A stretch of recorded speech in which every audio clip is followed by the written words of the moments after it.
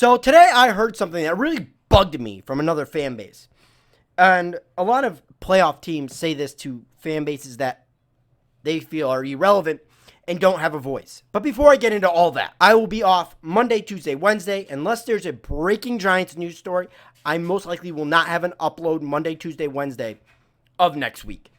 So this will be my last video for at least 4 or 5 days. I also want to thank Entertainer for having me on his channel last night.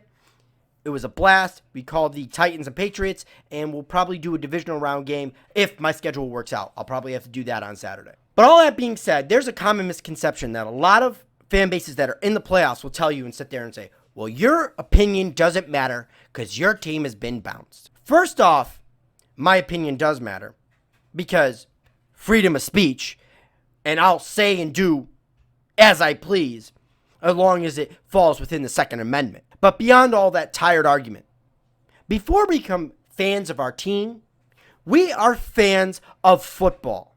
You can't have one without the other. You can't just blindly root for the Giants or any other team in the NFL and not understand the game of football. And what I've known over the years is most diehard fans understand the game in and out because they invest themselves in understanding the game. So sometimes a Pittsburgh Steelers fan has better input on the Seattle Eagles game than a Seattle fan or an Eagles fan because they don't have a biasy. They can see trends playing out in the game long before that Eagle or Seahawks fan because they're not blinded by a rooting interest.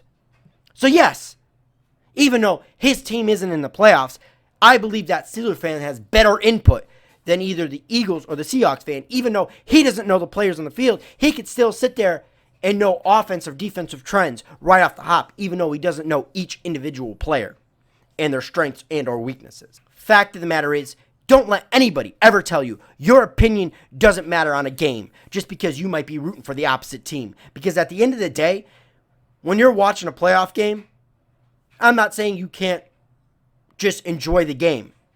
But for me, what makes the game that much enjoyable is rooting for a team for that day. I was a Texans fan yesterday. And then when the Patriots were on, I was a Titans fan. I wanted to watch this dynasty end. Why did I pick the Texans? Well, because people never know why somebody roots for a team. Maybe you like the color better. Maybe you like the head coach because he was your head coach for your college team. And I want to see Bill O'Brien do well. Or beyond that, I think back to week 2 when Bills fans were disrespectful to me in the parking lot, telling me how they were the new kings of New York when they hadn't won anything. You're darn right. I love to think back and feel how that fan feels now that his team got bounced in the playoffs and watched another heartbreaking loss and knowing that he has to play his second place schedule instead of the third place schedule that the Bills have to play. And that things are that much harder next year. And Josh Allen has to get that much better for them to go back to the playoffs. The difference between a second or third place schedule is just 2 games, but those 2 games mean so much. If you're a 10-6 team, think about it. Now that you played a third place schedule and now you have to play a second place schedule next year, that means you're going up against stronger competition. You lose 2 games, that's the difference between a 10-6 record or making the playoffs or an 8-8 and going home. That's why the turnover in the NFL is that much. Fact of the matter is, you're darn right I'm rooting against the Eagles today. Because their fan base is over cocky, they're brash, and they barely made it into the playoffs. And as far as I'm concerned, the seeding needs to change. Who gives a shit if you win the NFC East, the North, the South, or the West? It should go by where the best record.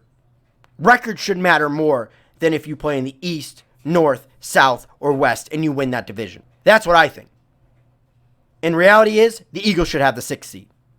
Either way, it's been One Giant Rebuttal. Please like and subscribe and go Big Blue.